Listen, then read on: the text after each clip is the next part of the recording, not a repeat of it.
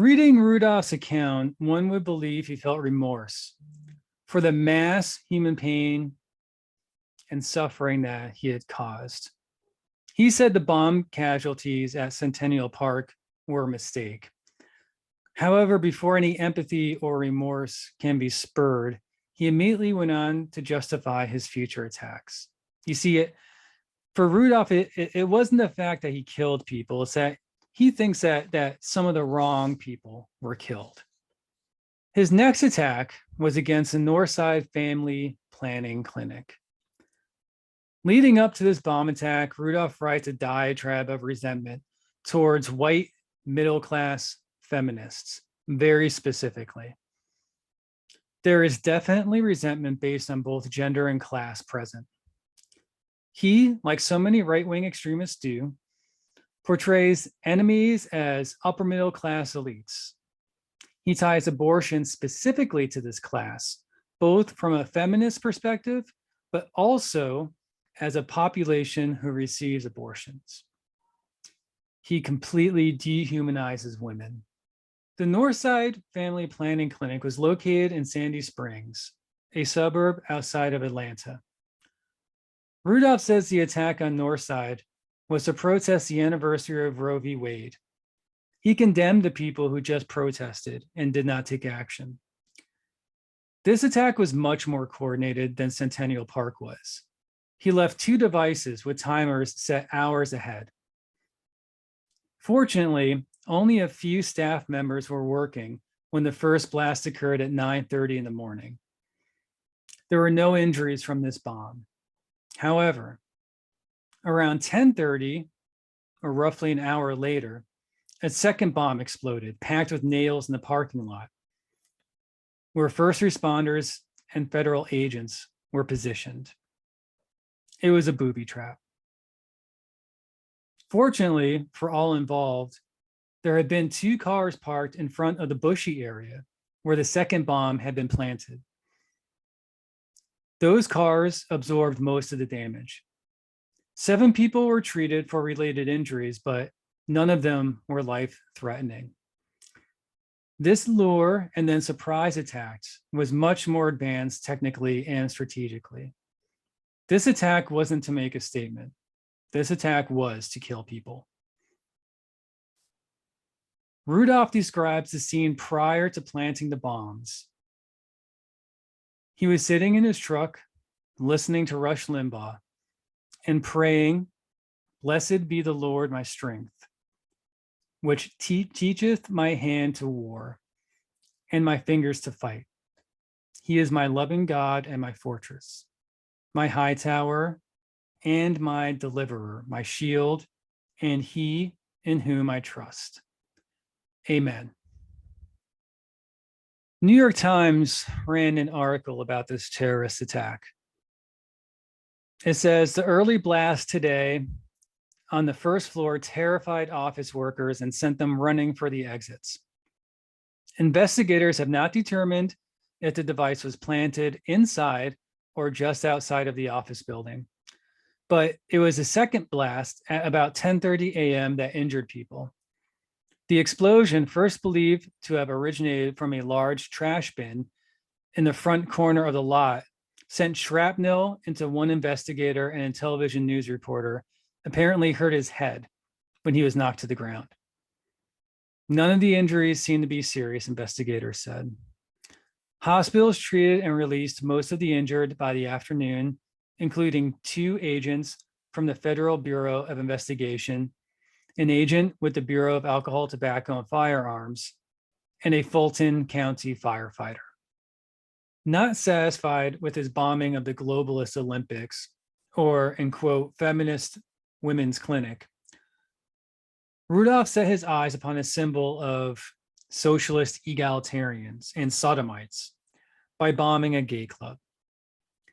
A hate crime bill that was being discussed in Congress also seems to have been an impetus for attack by Rudolph. And up to this point, Rudolph had written about how he hoped these attacks would defund abortion in one way or another. However, Rudolph's self-account veers quickly from defunding abortion directly into homophobia.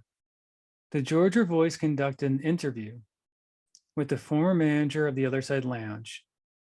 Her name was Dana Ford. She and her partner, Beverly, opened the small business in 1990. The establishment became a home for many who had been alienated from their family for having come out as gay or lesbian. The Otherside hosted many different types of music and seemed to be a place to be on Friday nights. Dana wasn't at the lounge that night when the first bomb exploded. However, when she arrived, after having heard the news, she found multiple customers being worked on by first responders. The patio doors had been blown off, and the area was strewn with debris. At first, she thought it had been gunshots, but later came to the realization that it was a bomb. In that moment, another bomb exploded, just as it had at Northside Family Planning Clinic. And just as that bomb blast had been absorbed largely by a parked car, the same occurred at the Otherside Lounge.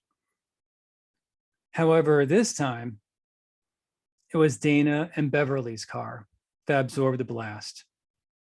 Beverly said, "I saw our 2 baby car seats on Piedmont Road with glass everywhere and shrapnel. I'll never forget that as long as I live." Of course, Rudolph never mentioned these details in his portrayal of events. Rudolph's next bomb target proved to be his last. Rudolph described northern Birmingham as a third world country, a shanty town. He blames this on the history of civil rights in the area, Martin Luther King, and integration. He cased a few different locations out until deciding upon New Woman, All Women's Healthcare Clinic. Rudolph observed the operations of New Women, All Women's for 5 days before making a move. He left, returning to North Carolina for about a month before returning to conduct the bombing. Rudolph's portrayal of events leading up to the bombing are of unease and doubt with the plan. Who knows if this is authentic or if it's him trying to portray himself as knowing something was different, as this time he would be ID'd. The operation sounded like a mess. Apparently, he had planted an IED under a fake plant near the front of the building, along with some other small bushes. An employee who was walking in with security apparently saw it right off the bat. As the security guard got closer, Rudolph panicked and decided to detonate it, killing the man and severely injuring the employee. Robert Sanderson, an off-duty Birmingham police officer who was working part-time as security for the clinic, was killed immediately. Emily Lyons was severely injured in the blast. She lost an eye and suffered chronic injuries and pain from the attack. After Rudolph detonated the bomb directly into these people, he apparently said to himself, "May God have mercy on their souls." The bombing was the first failed bombing of an abortion clinic in the United States. There is a story to be told for the manhunt that went on for a number of years. However, for the sake of time and focus of this episode, I've decided to leave that out. The long tale results in Eric Rudolph being caught. He was caught rummaging through garbage behind a Save-A-Lot in 2003. He was arrested on the spot. Later, Rudolph pled guilty to all charges in exchange for life in prison in a plea deal. Instead of focusing on the time that Rudolph was on the run, I'd like to revisit and hammer home the ideas that led Rudolph to the brink in which he felt compelled to construct bombs and murder people, all the time believing himself to be justified. Whichever belief you'd like to choose as a jumping off point, it really doesn't matter. They all kind of intersect and intertwine. They all lead back to the idea that Marxism is undermining the United States.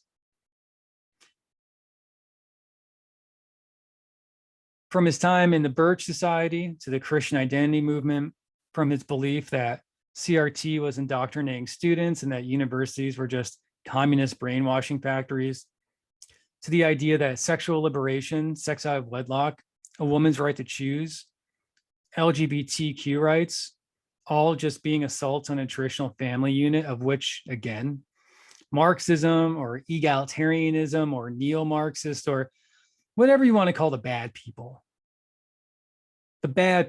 were attempting to undermine. And why? Why were these bad people attempting to undermine? Because it's an attack on Western civilization and Christianity. And that was really his main thesis. Rudolph even lamented that his logic and facts couldn't act as rebuttal against his foe. I hope that you're hearing things that sound familiar. I hope you started making the connections in your mind from Rudolph's extremist ideologies and modern right-wing talking points, however they self-describe themselves.